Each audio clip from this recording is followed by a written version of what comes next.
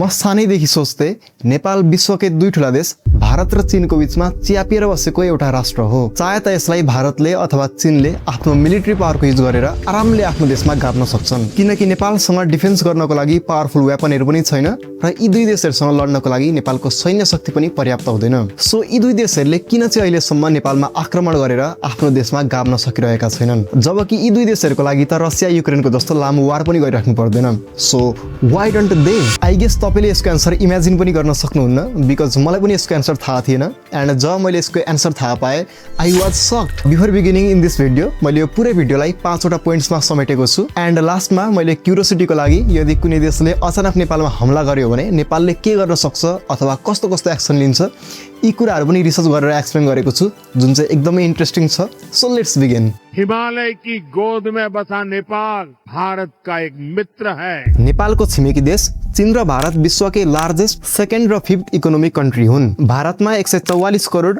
र चाइनामा 141 करोड मानिसहरूको पपुलेसन जोडेर विश्वको 1/3 जनसङ्ख्या यही दुई देशमा मात्र बस्ने गर्छन् र यही दुई देशहरूको बीचमा हाम्रो नेपाल च्यापिएर बसेको छ। पृथ्वीनारायण शाहको शब्दमा भन्नुपर्दाखेरि दुई ठूला ढुङ्गाको बीचमा तरुल जसरी। हाम्रो नेपाल पनि सानो देश त होइन, तर यी दुई ठूला देशहरूको बीचमा रहेर चाहिँ नेपाललाई सानो देश भनेर चिनिन्छ। नेपाललाई अरू देशसँग कम्पेयर गर्ने हो भने त ग्रिस, आइसल्यान्ड, पोर्चुगल, अस्ट्रेलिया यी देशहरूको क्षेत्रफल भन्दा नेपालको क्षेत्रफल ठुलो छ। र यी दुई देशहरूको बीचमा नेपाल यसरी उभिएको छ कि हरेक व्यक्तिको मनमा यो जिज्ञासा आउँछ कि यो सानो देश अहिलेसम्म कसरी चाहिँ सर्भाइभ गरिरहेको छ, किन अहिलेसम्म भारत अथवा चीनले आक्रमण गरेनन् त? हामीले यसमा बुझ्नुपर्ने कुरा के हो भने अहिलेसम्म किन भारत र चीनले आक्रमण गरेनन् भन्दा पनि यी दुई देशहरूले नेपालमा आक्रमण हुन नै दिएनन् अथवा चाहँदैनन् नै। मलाई एक्सप्लेन गर्ने अनुमति दिनुहोस्। मिलिट्री पावरको हिसाबले हेर्दाखेरि चीन र भारत दुवै नेपालभन्दा धेरै शक्तिशाली छन्। चाइनासँग 20 लाख एक्टिभ सोल्जर छन् भने इन्डियासँग 14,55,000 एक्टिभ सोल्जर छन् र नेपालसँग जम्मा 94,000 मात्रै एक्टिभ सोल्जर छन्। तर जियोपोलिटिकली हेर्दाखेरि कुनै देशले युद्ध गर्ने निर्णय केवल आफ्नो मिलिट्री पावरलाई हेरेर मात्रै लिँदैन, त्यो देशले युद्धको लागत यानि कस्ट र फाइदा यानि बेनिफिट पनि हेरेको हुन्छ। र नेपाल हिमालको काखमा बसेको एउटा सानो देश हो, जहाँ नेपालको पुरै नर्थ एरियामा 8,000 मिटर भन्दा अग्ला अग्ला हिमालहरू छन् र त्यस पछाडि पनि नेपालको उग्रेको 68% भागहरूमा पहाडी मात्रै छन्। सो युद्धको पर्सपेक्टिभले हेर्दाखेरि नेपाल विश्वकै सबैभन्दा कठिन भूगोल भएको देशमध्ये एक हो। अब यस्तो अवस्थामा चाहिँ सपोज गरौँ चाइनाले एयरक्राफ्टहरू र भारी मसिनहरू चाहिँ हिमालय पार गरेर चाहिँ नेपालमा युद्ध गर्न आउनु एकदमै कठिन र महँगो हुन्छ। र यसको पर्फेक्ट इक्जाम्पल हो अफगानिस्तान। आजभन्दा 47 वर्ष अगाडि सन् 1979 मा सोभियत र अफगानिस्तान बीच युद्ध सुरु भएको थियो, जहाँ सोभियत युनियनले आधुनिक हात हतियार बोकेका सेनाहरू अफगानिस्तानमा 10 वर्षसम्म युद्ध गर्दा अन्त्यमा सोभियत संघले अफगानिस्तानसँग हार बेहोर्नु पर्यो। र यसमा विभिन्न कारण मध्ये एउटा कारण हो अफगानिस्तानको भौगोलिक संरचना। अफगानिस्तानको 60 देखि 70% भागहरूमा पहाडी क्षेत्र मात्रै छन्, जहाँ सोभियत संघलाई आफ्नो सेनालाई कमान्ड गर्न अत्यन्तै कठिन हुन थाल्यो। अब अफगानिस्तानमा युद्ध गर्नको लागि महाभारतको जस्तो ब्याटलफिल्ड त थिएन। सो अफगानिस्तानका सेनाहरूले पहाडी फाँटहरूमा लुक्दै छिप्दै सोभियती सेनाहरूप्रति आक्रमण गर्न थाले, जसलाई अंग्रेजीमा गुरिल्ला वार भनिन्छ, जसले गर्दाखेरि सोभियत संघको लागि युद्ध गर्नु धेरै महँगो र कठिन हुन थाल्यो। र अन्ततः 1989 मा सोभियत सेना अफगानिस्तानबाट खाली हात फर्किए। अफगानिस्तान र नेपाल बीच धेरै कुराहरू सिमिल्यारिटी छन्। अफगानिस्तानमा नेपालको जस्तै 60 देखि 70% क्षेत्रहरूमा पहाडहरू नै छ। एन्ड अफगानिस्तान पनि नेपाल जस्तै ल्यान्डलक कन्ट्री नै हो, जुन चाहिँ एसियामा नै पर्दछ। सो नेपालमा रहेका हिमाल र पहाडहरू नेपालको प्राकृतिक सुरक्षा कवच हुन् र कुनै पनि देशको लागि नेपालमा आक्रमण गर्नु धेरै महँगो र कठिन हुन्छ। बट लेट्स अज्युम इन्डिया अथवा चाइनाले धेरै समय लगाएर र महँगो खर्च गरेर नेपालमा एन्ट्री गर्यो भने पनि त्यो देशले नेपालमा धेरै समयसम्म नियन्त्रण राख्न भने सक्दैन। र यसको रिजन हो जियोपोलिटिक्स। नेपाल चीन र भारतको बीचमा रहेको एउटा बफर स्टेट हो। बफर स्टेटको मिनिङ हुन्छ ढाल राष्ट्र, यानी नेपाल दुई ठूला शक्तिहरूको बीचमा रहेर सन्तुलनकारी भूमिका खेल्दछ। इमेजिन गर्नुहोस् यदि भारतले नेपालमा कब्जा गर्यो भने भारतीय सेना सिधै चाइनाको सीमासम्म पुग्छन् र चाइना इन्सिक्योर महसुस गर्छ र चाइनाले यसलाई सिधै आफ्नो लागि धम्की सम्झिन्छ। र यदि चाइनाले नेपाल कब्जा गर्यो भने चाइनिज सेना सिधै भारतको गंगा मैदान नजिकै पुग्छ र भारत असुरक्षित महसुस गर्छ र भारतले यसलाई सिधै चाइनाको धम्की सम्झिन्छ।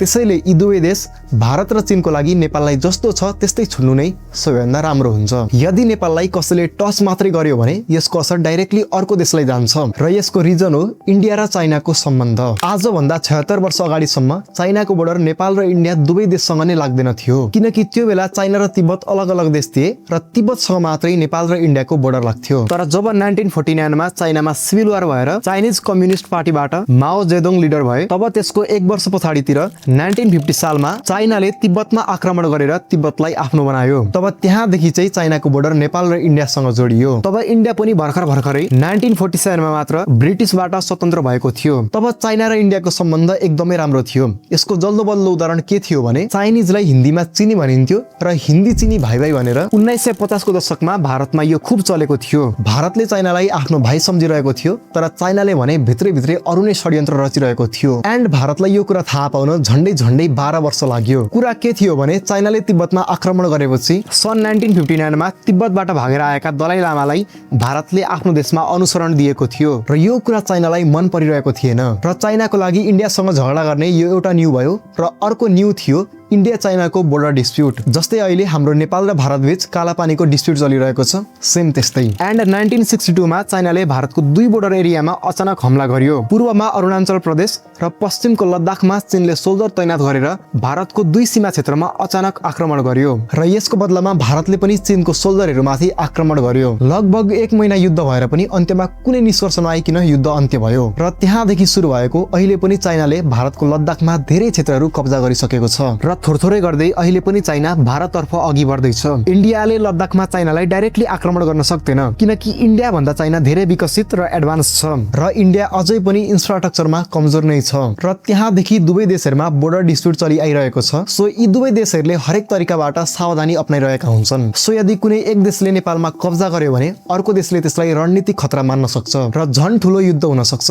त्यही भएर यी दुवै देशले नेपाललाई आफ्नो इन्फ्लुएन्समा राख्न चाहन्छन्, तर आक्रमण गरेर नष्ट गर्न भने चाहदैनन्। र अर्को रिजन एकदमै इन्ट्रेस्टिङ छ, जहाँ नेपालले चाइना र भारत दुवै देशसँग अलग अलग ट्रिटी गरेको छ, जसले नेपाललाई केही हदसम्म सुरक्षा दिन्छ। सन् 1816 को सुगौली सन्धिपछि नेपालको नक्सा विश्व समक्ष पेश गरियो। तब ब्रिटिसहरूले पनि नेपालको स्वतन्त्रतालाई स्वीकार्यो र दुई मुलुक यानी अहिलेको भारत र नेपाल बीच सधैँ शान्ति रहने सम्झौता भयो। र एङ्ग्लो नेपाल वारमा नेपालीहरूको वीरता र साहस देखेर ब्रिटिसहरूले नेपाली सेनाहरूलाई आफ्नो फौजमा भर्ती गर्न थाले र आज पनि गोर्खालीहरूले ब्रिटिस र भारतीय सेनामा 200 वर्ष भन्दा धेरै समयदेखि सेवा गरिरहेको छन्। र नेपाल र भारत बीच 1950 मा अर्को पनि ट्रिटी भएको थियो, जसको नाम थियो नेपाल भारत शान्ति र मैत्री सम्झौता, जसलाई treaty of piece and friendship भनिन्छ। यस सम्झौता अनुसार दुवै देशमा खुला सिमाना हुने, दुई देशमा व्यापार सहज रूपमा हुने र आवश्यक परेमा दुवै देशले सैन्य सहयोग प्रदान गर्ने सम्झौता भएको थियो। सो यो सम्झौताले नेपाल र भारत बीच अझै पनि राम्रो सम्बन्ध कायम रहेको छ र यसबाहेक नेपाल र चीनको सम्बन्ध पनि पञ्चशीलमा आधारित छ। पञ्चशीलमा 5 वटा कुराहरू पर्छन् जुन चाहिँ दुवै देशले अपनाउनु पर्ने हुन्छ। पहिलो हो एकापसका देशले सोभरेनिटीको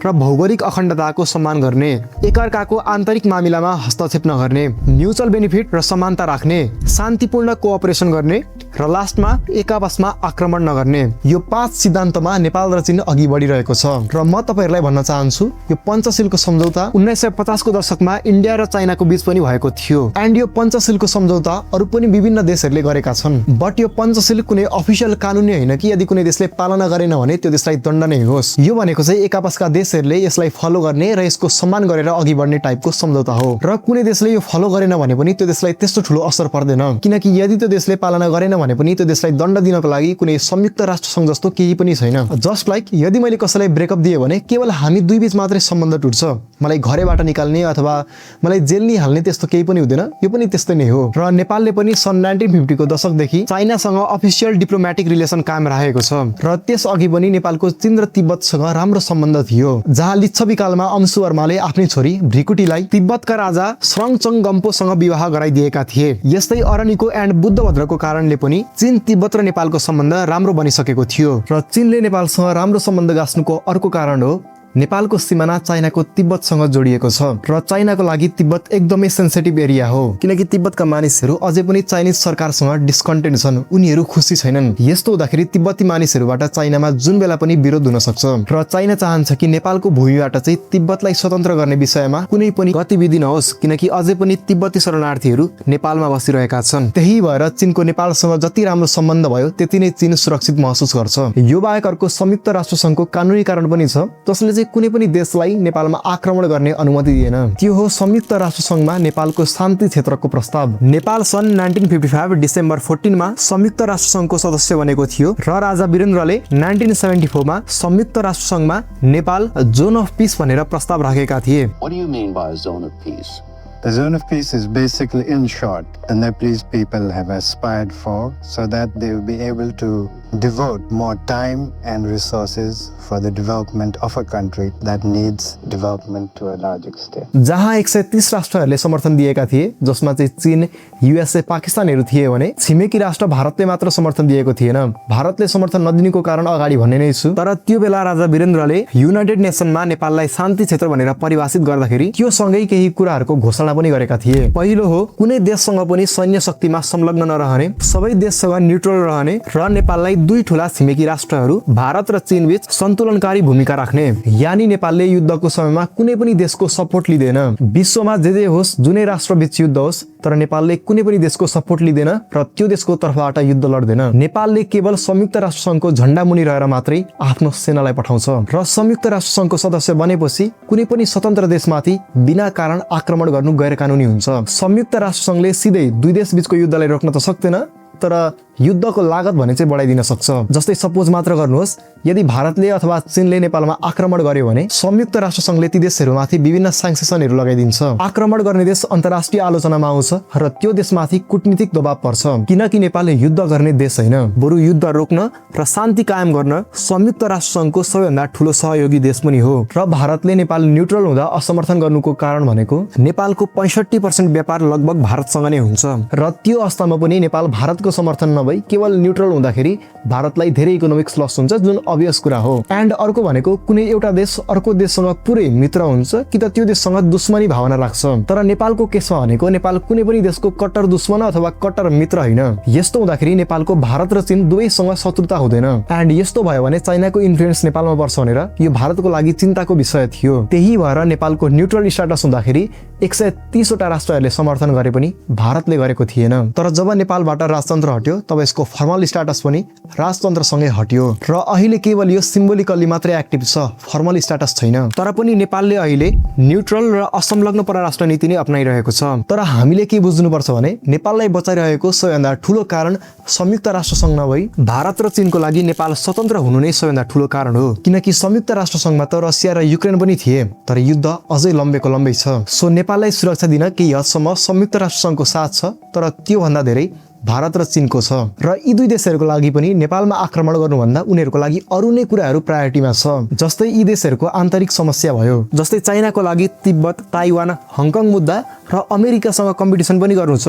यी कुराहरू चाइनाको लागि प्रायोरिटी हो। र भारतको लागि पनि पाकिस्तानसँगको सम्बन्ध, देशको विकास र युवाहरूको विरोध, यी समस्याहरू भारतको लागि सबैभन्दा प्रायोरिटीमा हुन्छन्। र यस्तो विषयहरू यी दुई देशहरूको लागि नेपालभन्दा पनि धेरै महत्त्वपूर्ण हुन्छन्। र अन्त्यमा पनि यी देशहरूले नेपाललाई जितेर फाइदा के छ भन्ने कुरा आउँछ। अहिलेको मोडर्न युद्धमा यो एउटा ठूलो प्रश्न हो, आखिर देश कब्जा गरेर के पाउने? न नेपालसँग भेनेजुएलाको जस्तो कुनै विशाल तेलको खानी नै छ, न ठूलो प्राकृतिक ग्यास नै छ, न विश्वकै दुर्लभ खनिजको विशाल भण्डार नै छ। यहाँ हाइड्रो पावर, मिनरल्स र असीम वन जङ्गल छ, जसको अहिलेसम्म पनि व्यावसायिक रूपमा सदुपयोग हुन सकेको छैन। र हाम्रो लागि त प्राकृतिक विशेषताले भरिएको बस्नको लागि एउटा सुन्दर देश मात्रै हो। त्यसैले नेपालसँग युद्ध गर्नु लागत धेरै छ र फाइदा कम छ। बरु व्यापार, लगानी र कूटनीतिबाट धेरै फाइदा गर्न सकिन्छ भने युद्ध किन गर्ने? अहिलेको मोडर्न वारमा देशहरूले लगानी मार्फत, ऋण मार्फत, व्यापार मार्फत र कूटनीतिक मार्फत आफ्नो इन्फ्लुएन्स जमाउँछन् र यही काम अहिले इन्डिया र चाइनाले गरि पनि रहेका छन्। इन्डिया नेपालको सबैभन्दा ठूलो व्यापार साझेदार मध्ये एक हो। पेट्रोलियम पदार्थ, ग्यास, औषधि लगायत धेरै वस्तुहरू भारतबाट नै आउँछ र भारतसँग हाम्रो सांस्कृतिक सम्बन्ध पनि छ। धर्म, भाषा इत्यादि विभिन्न कुराहरू नेपालको र भारतको एउटै छ। तपाई बिना पासपोर्ट, बिना भिसा भारतको जुनै पनि ठाउँमा गएर घुम्न सक्नुहुन्छ र भारतीय पनि यहाँ सजिलै आउन जान सक्छन्। तर कहिलेकाहीँ सीमा विवाद लगायत साना साना कारणहरूले आन्दोलन चर्किराख्छ, तर यसले राजनीतिक सम्बन्धमा भने त्यस्तो गहिरो असर पर्दैन। र चाइनाले पनि नेपालमा विभिन्न सडक, पूर्वाधार र विभिन्न इन्फ्रास्ट्रक्चरहरूमा लगानी गरेको छ। यदि चाइना नेपालको साथमा उभिएन भने नेपाल विकासमा र मोडर्नाइजेसनमा धेरै पछि पर्छ। सो नेपाल भारत र चाइना दुवैसँग डिपेन्डेन्ट छ र चाइना र भारत पनि नेपालसँग म्युचुअल बेनिफिटको कारण त्यत्तिकै जोडिएका छन्। सो यी दुवै देशले अथवा अन्य कुनै पनि देशले नेपालमा आक्रमण गर्ने चान्स एकदमै कम छ अथवा रेयरेस्ट भन्दा रेयरेस्ट हो। तर पनि कुनै देशले आक्रमण गरिहाल्यो भने नेपालको सबैभन्दा ठूलो वेपन भनेको नेपालले नेपालले सुरुमा त्यो देशलाई अफिसियल्ली नै युएनमा लैजान्छ र युनाइटेड नेसन सेक्युरिटी काउन्सिलमा इस्यु उठाउँछ र नेपालले self defence under article 51 claim गर्छ।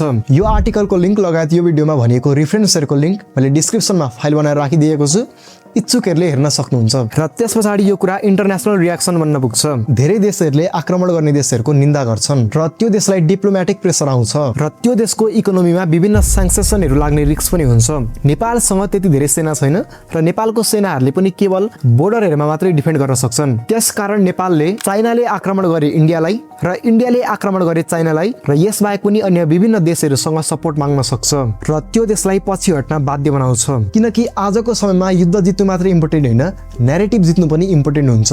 रसियासँग युक्रेन यही कारणले नै अहिलेसम्म टिकिरहेको छ, किनकि युक्रेनलाई नाटोको सदस्य देशहरूले, युएसए र युरोपियन युनियनहरूले युद्धको समयमा सहयोग गरिरहेका छन् र नेपाल कुनै कमजोर देश पनि हैन जसलाई कसैले पनि कब्जा गर्न सकोस्। 1769 मा पृथ्वीनारायण शाहले एकीकरण गरेर स्वतन्त्र भएको देश हो यो र 1816 को सोरी सन्धिपछि पनि नेपाल कसैको गुलामी हुन सकेन र स्वतन्त्र नै रह्यो। नेपाल शान्तिप्रिय देश हो भन्नुको अर्थ We believe in peace, diplomacy and sovereignty हुन्छ।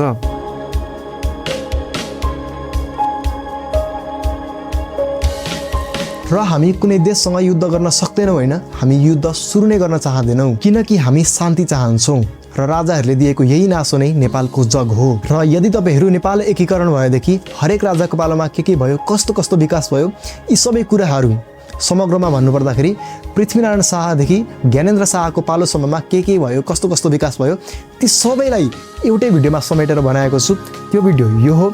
यहाँ क्लिक गरेर तपाईहरुले यो भिडियो हेर्न सक्नुहुन्छ। म तपाईहरुसँग त्यही भिडियोमा भेट्नेछु। धन्यवाद।